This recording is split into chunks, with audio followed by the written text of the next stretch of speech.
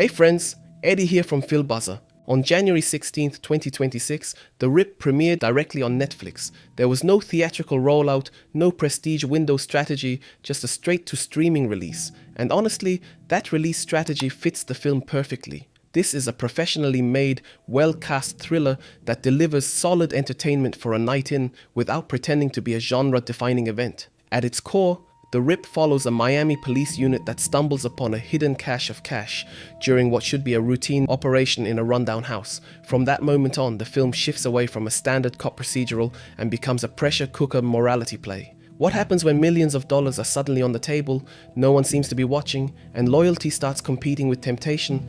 The film isn't interested in elaborate investigations or flashy twists. Instead, it focuses on the slow corrosion of trust and the way suspicion creeps into every glance and every pause in conversation.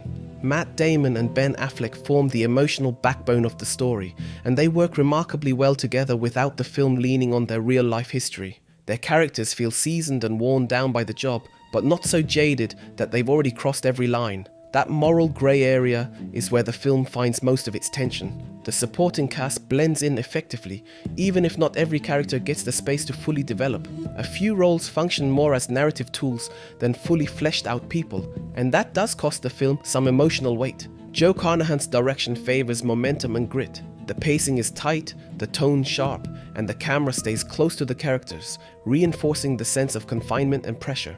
This approach works well in building tension, though at times the film tries a bit too hard to sound tough. Some of the dialogue feels written to impress rather than to reveal character, and those moments briefly pull you out of the story. Still, the overall rhythm holds, largely because the film keeps its focus narrow and doesn't overcomplicate its central conflict. Thematically, The Rip flirts with some compelling ideas. How fragile is integrity when real money enters the picture? How quickly does camaraderie turn into calculation?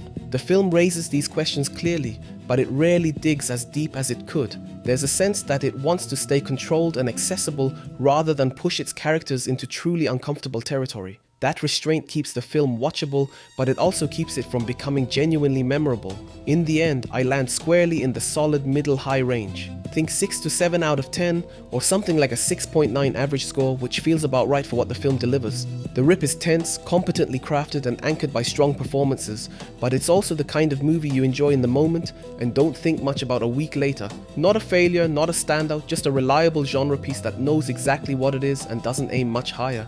If you enjoyed this video, give us a thumbs up and don't forget to subscribe so you won't miss any of our upcoming content. Share the video with your friends and feel free to drop us a comment. We'd love to hear your thoughts. Thanks for watching and we'll see you in the next one.